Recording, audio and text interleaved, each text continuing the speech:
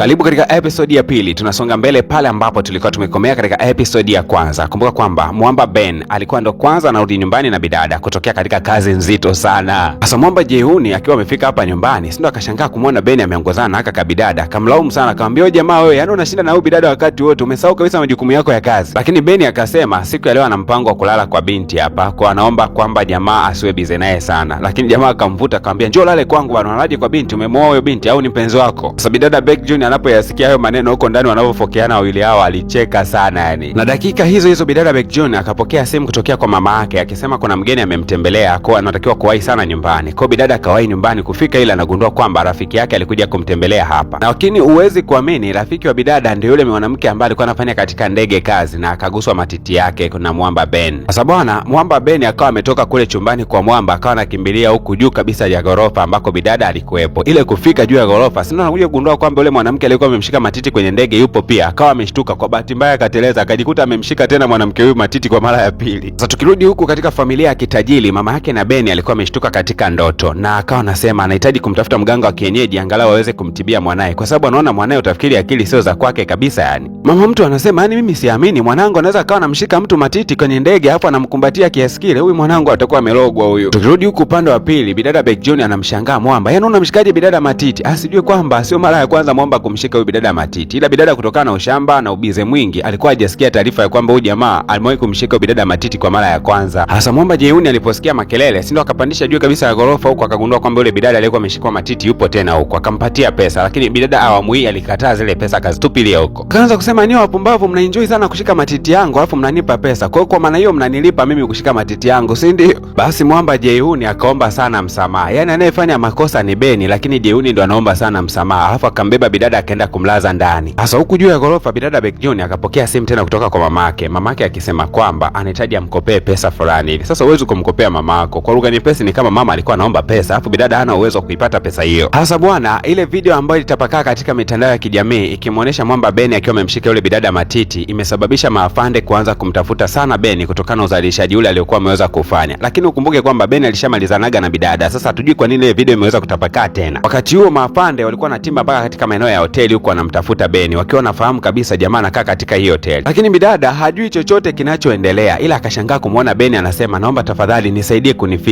kunificha, alafu kuna mapolisi wananitafuta. Sasa yeye akajua kwamba huyu jamaa atakuwa amefanya kosa fulani hivi la kawaida. Na ukumbuke bado bidada hajajua chochote kwamba huyu anayeongea naye wakati wote ni mtoto wa mkurugenzi, yani bosi wa kampuni nzima. Na jamaa alitumia triki ya kusema kwamba ukinisaidia kunificha mapolisi wasinikamate, na kuahidi kwamba nitakulipia pesa yote ambayo mama yako alikuwa ameweza kukuomba. Kumbe jamaa alimsikia bidada wakati anaongea na mama yake siku ya jana usiku. Bidada akishasikiaga habari ya hela, huyu bidada jamani anapenda hela, na sio tu kwamba ana tabia ya kupenda hela kama hela, lakini kuna matatizo mengi ambayo anaisumbua familia yake, kwani mdogo wake wa kiume anaumwa na anatakiwa kutibiwa. Bidada akikumbuka maneno ya baba yake, anatiwa moyo kufanya kazi zaidi. Basi akakubaliana kwenda kumficha huyu Mwamba Beni. Wakati ameendelea kumficha, amepanda naye katika elevator yani lift, ghafla tu akashuhudia kuna mafande wameweza kuingia huko. Akazidi kutuliza tu yani kana kwamba hajui chochote kinachoendelea. Hasa bwana afande akawa anatoka, lakini kwa bahati mbaya akasikia simu ilikuwa inaita katika nguo ambazo bidada alikuwa amezibeba. Inawezekanaje nguo zikawa zina simu hizo? Na bidada akashtuka kwamba akicheza hapa dili yake itakwenda kubuma. Akamchukua Mwamba akampakia kwenye kile kitoroli chake na kuanza kumkimbiza. Huyu afande akawa ameshtuka. Katika harakati za kuendelea kumkimbiza, Mwamba Jehuni alipaki gari yake hapo pembeni, akampakia jamaa na kuanza kumkimbiza kumtosha katika eneo la tukio. Lakini walikuja kushtukia kwamba bado defender ilikuwa inaendelea kuwafukuzia. Katika sekunde za kuhesabu tu maafande wakafanikiwa kuifikia ile gari. Kuja kutazama ndani hakuna mtu. Ilikuwaje hao watu wakati walikuwa huko ndani ya gari? Akumbe Mwamba Jehuni ana utaalamu fulani kama wa Fast and Furious, akawa maongeza katika basi fulani ambayo ilikuwa inapita bitaa hiyo. Basi moja kwa moja hao ndio ikawa ponapona yao yani. Sasa bwana bidada akamchukua Mwamba akamleta katika saiti ya ujenzi. Akasema kama unataka kujificha polisi wasikuone, haya ndio maeneo mazuri zaidi ya kuweza kujificha. Jamaa aliogopa sana, anayajua haya maeneo vizuri, akikumbuka namna alivyokuwa anapigika kufanya kazi ngumu, akasema mbona huku sio kuzuri bana. Sasa Mwamba Jehuni alipogundua kwamba hali inazidi kuwa mbaya, ikabidi kumfuata kaka yake na Mwamba Beni. Akasema Beni yupo bana, lakini mtu wa kujificha sana kwa sababu anawindwa na mapolisi. Tunaomba utusaidie katika jambo hili, jamaa aweze kuepuka msala wake. Lakini kaka mtu hakujibu jibu lolote lile kwa Mwamba Jehuni, ila akawa ameandaa kikao cha ofisi nzima. Ila huku upande wa pili bwana Mwamba Beni yuko katika saiti ya ujenzi. Aliambiwa kwamba anakuja kuhifadhiwa, kumbe amekuja kupiga kazi huko. Na bidada Beck Junior alipogundua kwamba Mwamba Beni amepigika, amechoka na tazama tu nje, akagundua jamaa atakuwa na njaa. Ikabidi kumtoa pale na kumpeleka katika maeneo ya migahawa, lakini Mwamba hajazoea kabisa misosi hii, anashangaa unakulaje.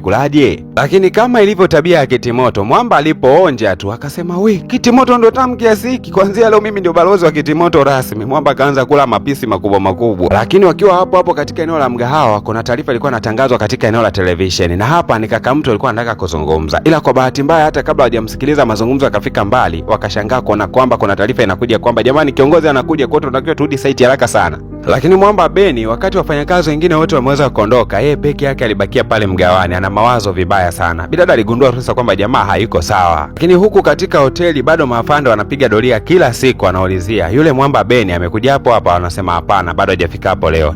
Mwamba anawaza sana, jeuni imekwaje rafiki yake anawindwa kiasi hiki. Hasa huku katika eneo la ujenzi, mkurugenzi ambaye anasimamia hapa anafahamika kama Director Mini. Huyu jamaa anadharau sana. Yaani alipofika tu akaanza kusema, "Mnafanyaje kazi kichovu namna hiyo? Angalieni jengo mpaka dakika hii bado liko hatua za awali kabisa. Mlikuwa wapi nyie?" Lakini bidada Becky John akasema, "Wewe kwa sababu unavaa suti huwezi ukaelewa namna gani ambavyo tunapigika huku. Kiukweli tunachoka, tunajitahidi kufanya kazi kadri tunavyoweza, ndio maana unaona jengo linasonga mbele. Unasemaje kwamba jengo liko katika hatua za awali wakati limekamilika kabisa hili?" Hasa Mwamba Beni anapomsikia bidada namna anavyoongea na huyu mkurugenzi akawa anacheka sana, kwa sababu jamaa yeye anafurahia sana na kumweka anampendaga sana bidada, kwa anapenda namna ambavyo kanajiamini. Sasa bwana, machawa wa Director Beni si wakataka kwanza kumpiga bidada kwa nini anamjibu bosi vibaya. Kwa bahati mbaya sasa naye Beni akaangusha kipande katofali kakaenda kumpiga bosi kichwani. Ilikuwa noma na nusu. Basi haraka sana wakapigiwa simu maafande, wakafika eneo la tukio, wakasema Beni alitaka kufanya jaribio la kumteketeza ama kumwangamiza mkurugenzi katika ile eneo la site. Lakini wafanyakazi wengine wote wakasimama na Mwamba Beni wakisema kwamba wala hakutaka kumwangamiza, ila kipande kilianguka kwa bahati mbaya.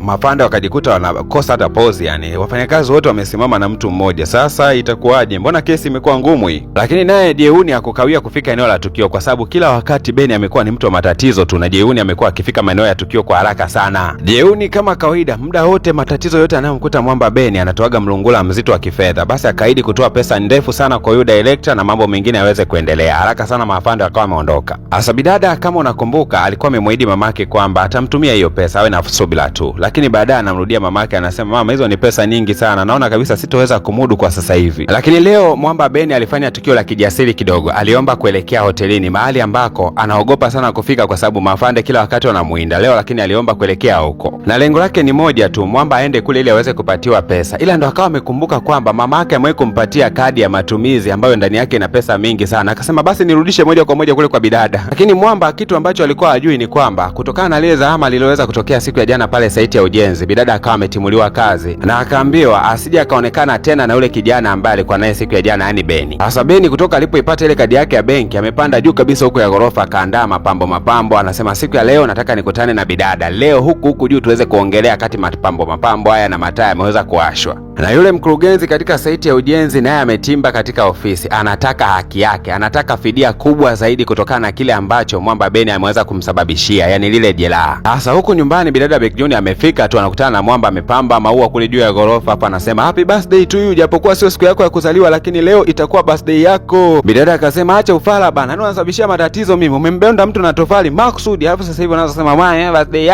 yako ya nyokwe. Bidada akaingia ndani kwa hasira akasema usinifuate kabisa huko mpumbavu wewe. Bidada alipokuwa ameingia ndani akakumbuka namna ambavyo babake alikuwa ananyanyasika kwa sababu alikuwa hana pesa. Leo hii imeanza kumrudia na yeye, ameweza kupoteza kazi, alafu pia hana pesa, matatizo kibao. Aliumia sana bidada. Na bidada mapema na alfajiri akiwa anatoka kuelekea kazini, anakuja kugundua kwamba kuna barua ilikuwa imeachwa hapa mlangoni, ilikuwa imetokea kwa Mwamba Beni, lakini hakuisoma hata kuisoma, akaichukua akampa Mwamba Jehu. Bidada ndo akili zimeanza kurejea, sasa ndo ameanza kuwa busy na mitandao ya kijamii. Na leo alikutana na video live kabisa Mwamba Beni akiwa na akili wazi mbele za watu kwamba aliweza kumshika mwanamke matiti katika ndege, lakini anaomba msamaha sana kwa tukio lile na yuko tayari kuwajibika. Bidada akimtazama Mwamba namna alivyokuwa amevaa na namna ambavyo waandishi wa habari walikuwa wamemwandama, haamini kabisa, kumbe jamani bonge la bilionea na mtu maarufu kiasi hiki. Na Mwamba Beni alikuwa akisema kwamba nimekuja kwa mwanasheria, nina mazungumzo ya kuweza kuzungumza naye. Sasa mwanasheria huku ndani ya ofisi amefurahi kweli kweli kwa sababu anakwenda kudili na kesi ambayo anategemea mpunga mzito. Na hizi habari zilishtua sana mioyo ya watu tu na zilishika headline katika vyombo vya habari vyote, na hapa hata mkurugenzi wa kampuni ambaye ndo baba yake alibaki anashangaa tu mtoto wake amefanya jambo gani. Hasa shareholder wengine katika kampuni wakawa nasema, mkuu, mambo gani yanayoendelea hapa? Lakini mkurugenzi akawa nakumbuka kuna ushauri ambao mke wake alikuwa amemshauri kwamba amwache Mwamba Beni afanye kile anachojisikia, iko siku atafanya jambo sahihi. Hasa unajua Mwamba Beni hayuko serious kabisa katika mambo yake, yani alikuwa serious pale anapoongea na waandishi wa habari, lakini ameingia katika ofisi ya mwanasheria anacheka cheka tu muda wote, yani yuko kwenye matatizo ila ndo anacheka. Hasa wenzake kama Jeuni ana wasiwasi sana, anauliza kiongozi uko sawa? Mimi niko sawa tu bana, nyie msiopo bana, niko fresh kabisa, mniletee tu ugali.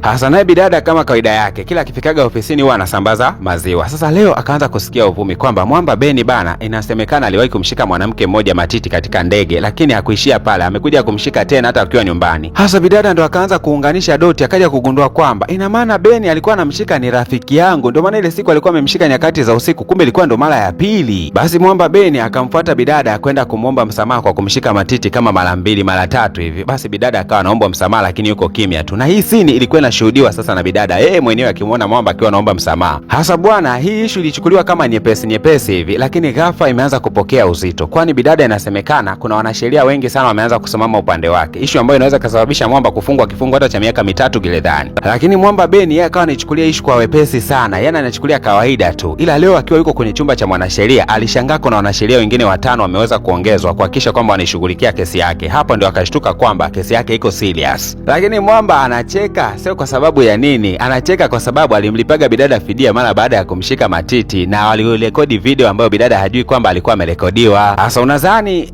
Mwamba ataweza kutoboa kesi hii? Na kama atatoboa, mazingira yatakuwaje kwaje? Tukutane katika episode ya 3. Kumbuka kwamba tunakwenda kuhitimisha tamthilia hii siku ya leo mpaka finali. Okay, sasa wale wote ambao mlikuwa mmeweka order siku ya jana ya kukuziwa chaneli zenu za YouTube, ni waombe radhi sana. Siku ya jana nilikuwa niko very tight, lakini siku ya leo nitaanza akaunti ya kwanza mpaka ya mwisho. Kwa hiyo kama umeweka order ya kukuziwa akaunti yako ya YouTube, naomba uje inbox haraka sana ili tuweze kukuza masaa yako katika YouTube na tuweze kukuza subscriber uweze kuanza kulipwa. Na washukuru sana kwa uvumilivu wenu wa siku ya jana, na siku ya leo tunasonga mbele kama kawaida. Asanteni sana.